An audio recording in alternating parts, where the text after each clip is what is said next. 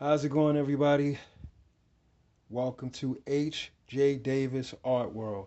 I'm trying something different. I don't have a headpiece on this time. I don't have my Bluetooth on this time. I'm just going to speak directly into the camera. And hopefully, this comes out clear where you guys can hear me. I hope everybody's doing well. If you hear any kind of background noise, that's my AC going. So, excuse me for that.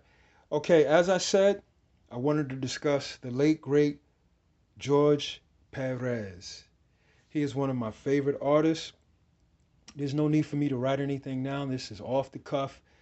When I first discovered George Perez, I believe it was in a Avengers comic book. Then it went into Fantastic Four.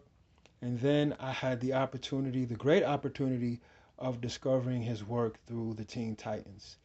The good thing about this art book is that I don't have to pull out a whole lot of stuff to show you George Perez's amazing artwork.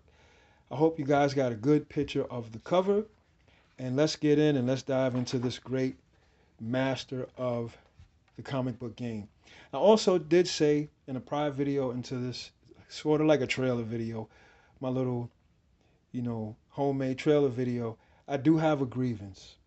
And as we flip through the pages and I reminisce about this man who I really feel put his all into the comic industry, I'm going to discuss how I'm having a problem. I had a discussion today and a few other discussions about how the comic industry, the old guards, are literally destroying what they claim they love.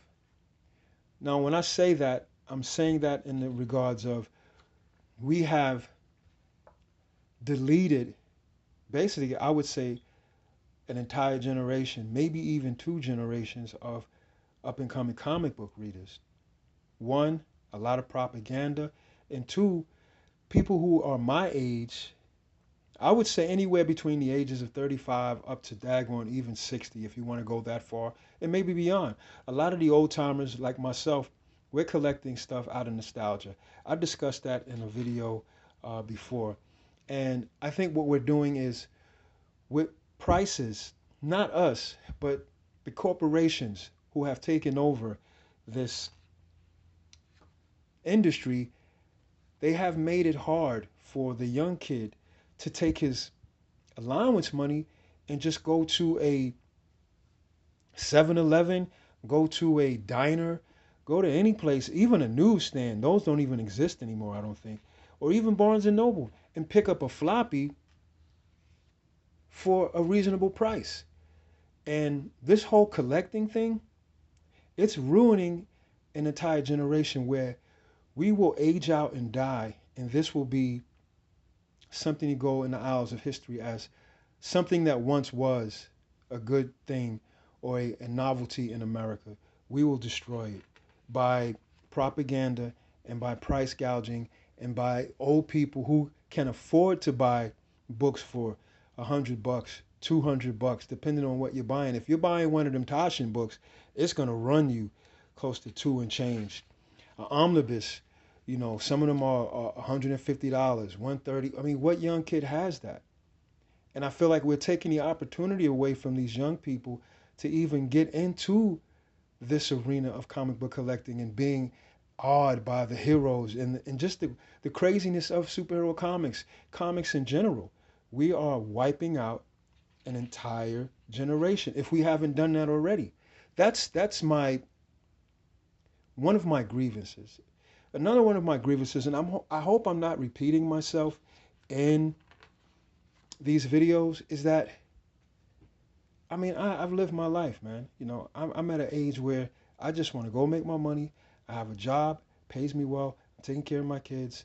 I have one in college, one on the way to college. I have another one who is working on getting a trade skill or whatever the case may be. I've lived my life. I just want to enjoy this medium that I enjoyed when I was a young kid and when I was a teenager, even when I was in my 20s, my early 20s, reading the X-Men run by John Burns. So that is a grievance that I have. It's heavy on my heart because I think if you do that, There's no room for the up and coming George Perez, the up and coming Neil Adams, the up and coming John Byrne, the up and coming Bill Sienkiewicz. We are wiping out a generation who won't even have any thought about looking at a comic book or looking at great art such as what I'm showing you right now by George Perez. So I think we need to really think about that. And I'm going to continue with my grievance as I show you some amazing pictures of John Bruce. As I said, what I like about this book, I don't have to pull out different eras of George Perez's artwork. I could just show you within this book, and I'm gonna show you the cover again. This is the art of George Perez. He has another book out also, but this one here, it's packed. It has everything from when you look at his work. Um, I think Joe Sennett was inking him on these particular pages, and they had a good pairing. But just the evolution of George Perez, I gotta say, man, he is the only comic book artist that I could say, in my personal opinion, that when he did his last run on the Avengers, man, I was at awe. First, I was in awe of the fact that he even came back to Marvel to do 33, 32 or 33 issues of the Avengers when he came back.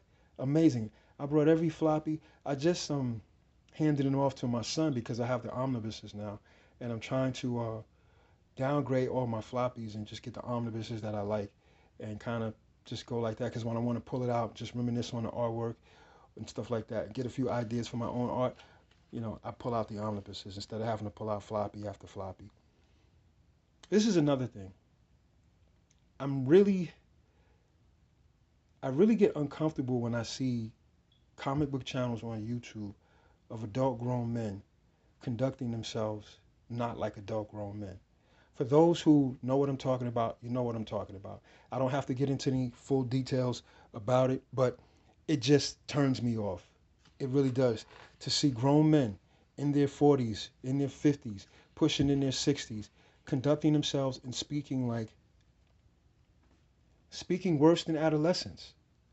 And there's no reason for that. Just because you're into comic books, you create comic books, you collect comic books, there is no reason for your YouTube channel to be isolating young children from looking at your YouTube channel.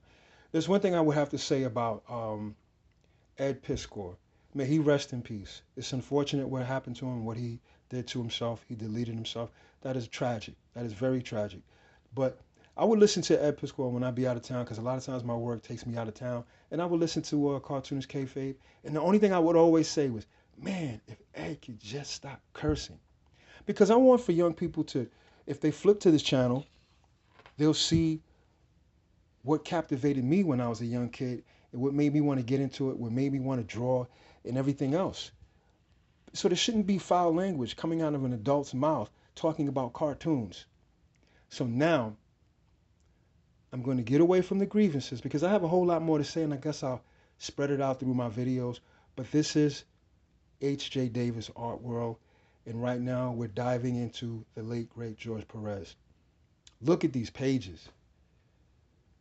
This is what I want for young people to see and to understand, that there was a man sitting at a draft table with his pen, his brush, his pencils, his rulers, his markers, and sat down and did this by hand.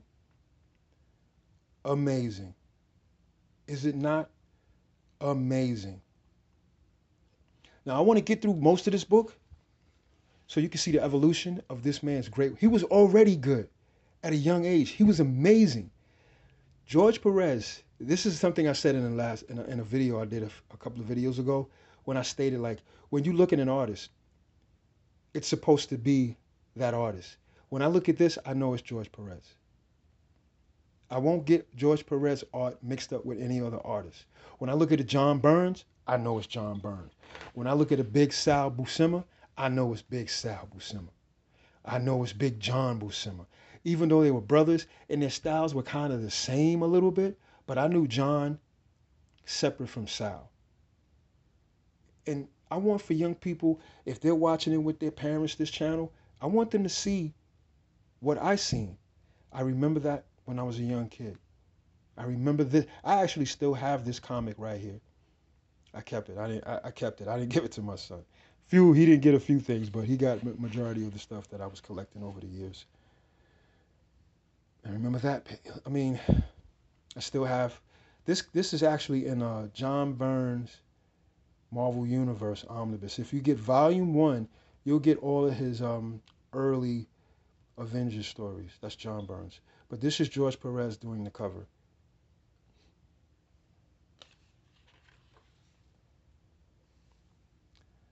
And I want for young people to realize that someone sat down, not on a computer. And that's another grievance, another gripe that I'm not going to get into. Do what you will, go about life how you want to go about it.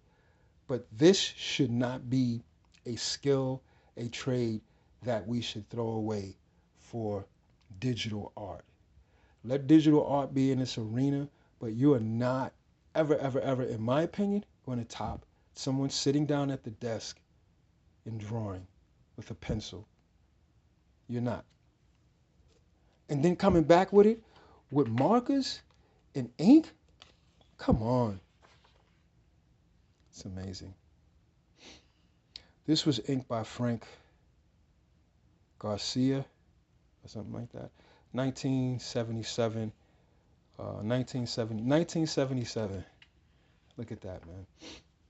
This is George Perez, guys. This is an amazing book that will not leave my collection. I'm really changing my collection over to fit my taste. And a lot of it is mostly hardbacks. If I have to get a trade paperback, so be it, I will get it. But a lot of it is basically hardbacks. I'm redoing my collection over to the things that I like. And in another video, I'll show you some of my drawings. I'm actually working on a series called Marvel Proper by H.J.Davis Art World. And the first set in that series is X-Men. It's going to be called X-Men Proper. And I'm working on something. I'll show you. I got them on 11 by 17s. And, you know, I have a full-time job, so when I have the time and space to get to it, I do some panels. I lay down a fresh board. I'm working on, I think it's my uh, seventh board. And it's a challenge because I'm self-taught. But I really want for you guys to see what's in this book. Look at that, man. This was 1977. Bro, you were lucky if you had a daggone gooseneck in your car. Anybody that, I'm dating myself, but anybody that knows anything about a gooseneck in your car, that's when you had a gooseneck stem in your car in the middle and you had a phone connected to it. You was big money if you had one of those. But man, there was no computerized artwork going on. It was somebody sitting down. 1980, the 80s, man, that was my time.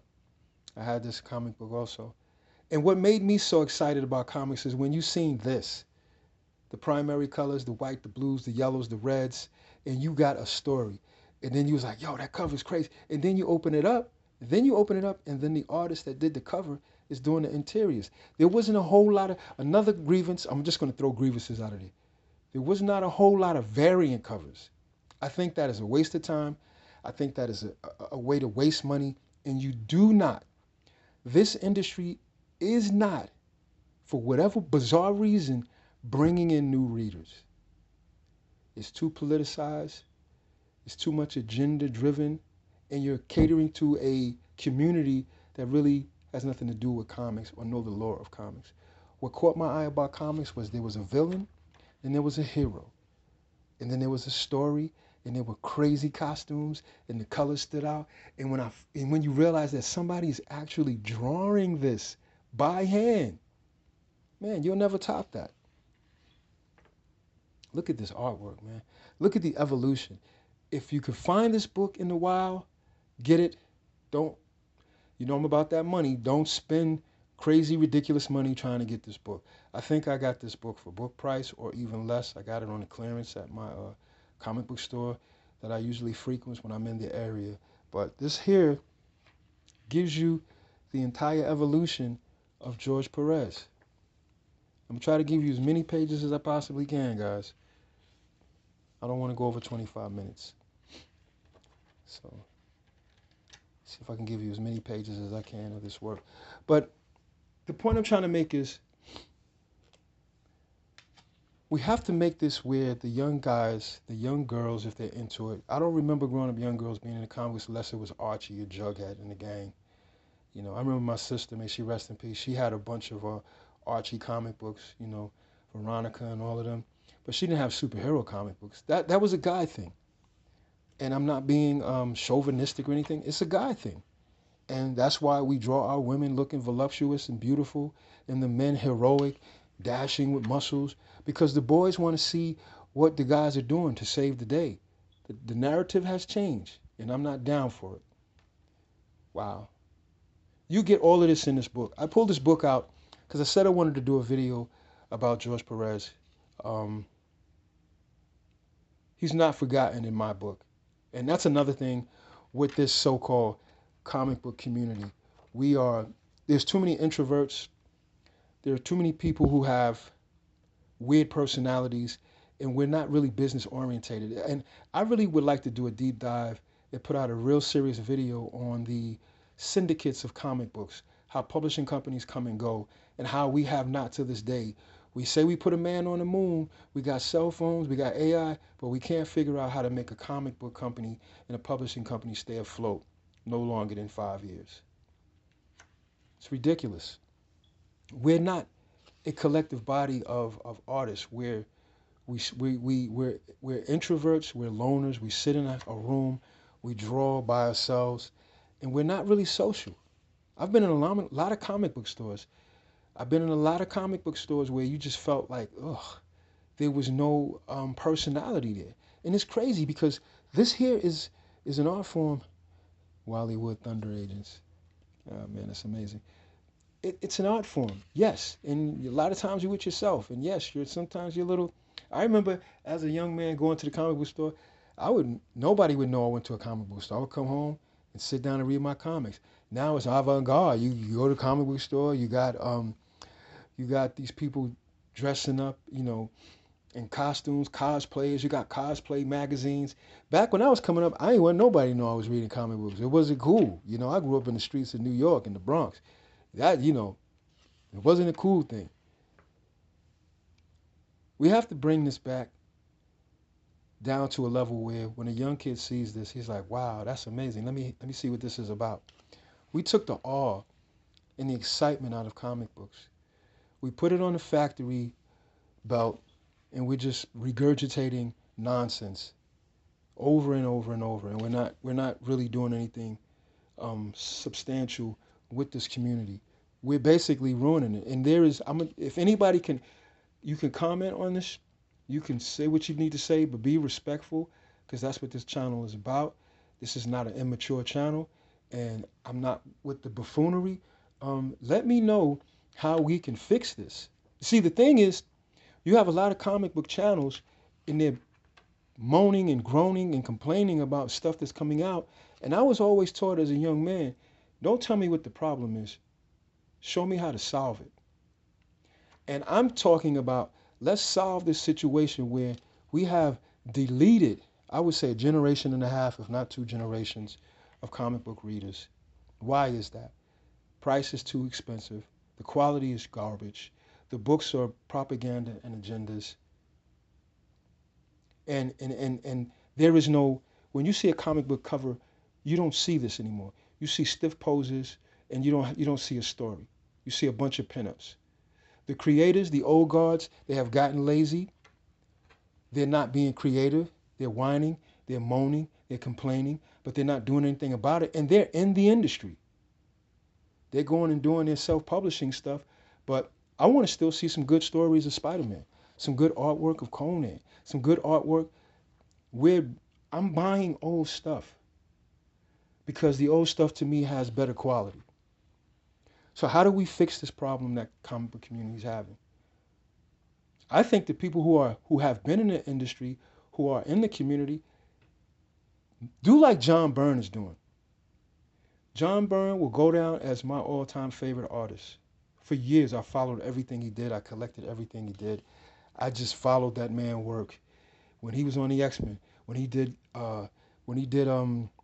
Star-Lord on Epic Comics in black and white, when he did the Fantastic Four, when he did the Avengers. I fought when he did Alpha Flight. And a lot of that stuff was even Next Men. I started collecting the Next Men stuff. You know, everything he did, I collect. Everything he did, I collect. But you know what he's doing now on his own webpage, Burns Robotics? He's just making up X-Men Elseworld stories. And people are loving it. People are binding it and selling it for astronomical prices, which I think is ridiculous. This is what I'm saying. Let's stop doing that. If I have the time, the money, and the ink to print out all his stuff, I'm like spitting on the page because I'm so upset about this. I will print it out and give it away to young kids to see what it's like to have a comic book in your hand and to read a story about heroes. Let's get away from the agenda. Let's get away from the nonsense. Let's bring the price down and build up this community we claim we love. And there's a lot of there's a plethora of comic book channels on YouTube. And this is not a comic book channel. This is an art channel. And a lot of times I'll be bringing out books that just have art in it from different artists around the world. And that's what I want to get into. Just the love of art. And to me, comic books is one of the ultimate art forms. It's nothing better, especially when it's done right. Especially when it's done right. Let's think about this man, George Perez, who put his all into this. I mean, you can stack up mile high of all the art he did. And I think we take that for granted. When you look at your comic book collection and it's 100, 200, 300 books done by one artist, that should be celebrated. That is not an easy task. We take it for granted like toilet paper and we throw it away. This is just one book of a man and his artwork going through the years. This is 1994. Look at how his work is evolving. I think, for me, John Byrne is one of those rare comic book artists, for me, that his work has gotten better. His work has gotten better. Now, I'm going to speed this up real quick. I know I'm going fast, but I want to show you guys something. Um, George Perez, I hope I didn't say John Burns in that. George Perez is one of those guys whose artwork has gotten better and better and better. He put his all in it. And I'm going to show you something. I believe this is something that he did. He wasn't in the best of health. He said his vision was going. The Avengers run. I had to step back from the daggone camera for a second when I seen this. When he came back, it started doing the Avengers again. I was a kid in the candy store. Got every issue. I got every issue. And there was only two variant covers for issue 1. I think it was issue 1 and issue 2. It was only two variant covers before they went variant crazy. Before they went full-on retard with that concept, which is just a waste of money. And it doesn't do anything for the young people, the young readers to get into it. Because you do this stuff and you cannot, these young kids cannot afford to go get a comic book. One of my favorite pieces he did. And he was, there's no one, I would say this, there's no one that can draw Storm like John Byrne, and there's no one that can draw Wanda the Scarlet Witch like George Perez. Can I get a yes, sir, on that? So the book goes on, and this is the part where I wanted to give you guys, for me, this was the end of George Perez's legacy for me. He did the Avengers, and I was happy. And in my heart, I said, thank you, George, for coming back and giving me this old school, nostalgic part of comic book reading. And he did just that. Now, I'm going to leave you guys with this. And, man, he's amazing. 2000. And I didn't even know about this particular book that he did. I'm going to have to see if I can find it in a while in a hardback, and just to get it, because George Perez is one of the great ones, like Neil Adams, like John Byrne, like Jack Kirby, like Wally Wood. He's in that class. He's in that class. All right, this is what I want to do. I want to leave you guys with this here. That's the back cover. The price for this book was $49.99 US, but I think I got it for like $25 on a clearance. This is something that I got at my local bookstore. But you know, the funniest thing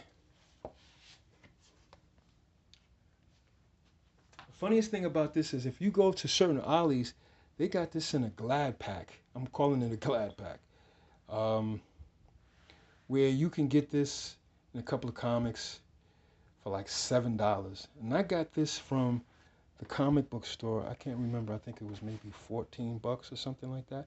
But in this, George Perez is having a discussion. I think this is one of the last things he was doing, and this is something that Boom was putting out with artists. They would come along and do a story, and he said in this, if you can get your hands on it, I recall him saying, "This is amazing stuff, ain't it?" The camera's probably not picking it up, but I don't want to adjust the camera and get it shaking. He said his vision was impaired and he was going through some illnesses. So he couldn't really see, I think, if he was to get this and read it. Um, but yet, still look what he put down. I know he said he appreciated what Boom did by putting um, this out, the first few pages without the dialogue, so people can see the inks and what he put down. And this is all George Perez. This is nobody helping him with the inks. This is George Perez with commentary. If you can get your hands on this, if you got an Ollie's near you, they have this. They have Brian Stelfrey and another artist that they're selling these for like $7. Amazing stuff, man. And I'm gonna leave you guys with a few more pages, and then it goes on to the pencils. I know I'm flashing through it. Oh, beautiful, man. Can't get enough of this stuff. Here's the pencils, and the pencils have the dialogue in it. I didn't get into the commentary by Mr. Perez, but sorry about the shape. I hit my. But you can see with the dialogue, and he was happy that they put out the inks without the dialogue. But then you get the pencils without the inks, and you can see how this man was putting it down. And he wasn't in the best of health. He was not in the best of health when he did this. And this is a good lesson, kind of like how to draw the Marvel way type thing, to see the raw pencils and see what's going on in an artist's mind. I will say this again. Digital art will never, ever, ever, I'll stand on that hill all day, compete with a man sitting down with his pencil and his markers and his rulers and gritting it out. Digital art will never compete with this. So I will leave you guys with this. I know I said a lot, and I hope it makes sense when you watch this video.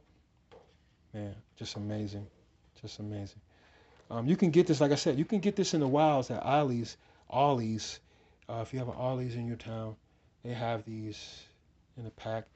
The next time I go to Ollie's and they have this one, because I keep seeing the Brian Stelfrey one, but if I see another one of these, I'm just going to get it just to have an extra one. So I'm going to say this. To those out there, to the Mark Millards and to all these guys, all the old guards who are in the comic book industry, I'm not complaining. I have grievances, but my answer to my grievances and to the community writ large, let's bring it down 10 decimals. Let's make it where the young kid can take his allowance money, because that still goes on, I believe, in this age we live in, and he can go to a store and he can buy a comic book that doesn't have propaganda, an agenda, or trying to sell something that is not healthy for the young mind, but just a good old-fashioned comic book. And let's try to see if we can get people out there. Remember back in the days, the cold case thing, cold call thing, where you can walk into these certain stores like I'm not going to say a CVS because I really shouldn't be going to CVS. We're already over-medicated in this country. But like the Walmarts and the even like where I'm at, the Quick Trips and these new big gas stations where you can go buy a whole meal and all that. Let's see if we can get some type of book stands in there where we can sell our comic books. We're lacking in the business ethics of business in the comic industry. And I'm willing, comment on my channel. I'm willing to try to figure out a way for us to get the old stuff out there again and some new stuff. And let's go back to pen and ink, man. Let's go back to sitting down and drawing like the guys of old. This man, he spent his whole life. He had cancer and everything else. I believe he died of cancer. And then we just lost another one not too long ago. So just think about what I say, because I know I said a lot, and sometimes I go on a tear, and excuse me for that.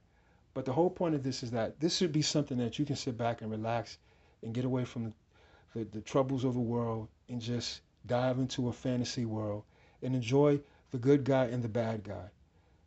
The good guy and the bad guy, not the anti-hero, not the bad guy that turned into the good guy, not the good guy that turned into the bad guy, not a bunch of superheroes fighting superheroes.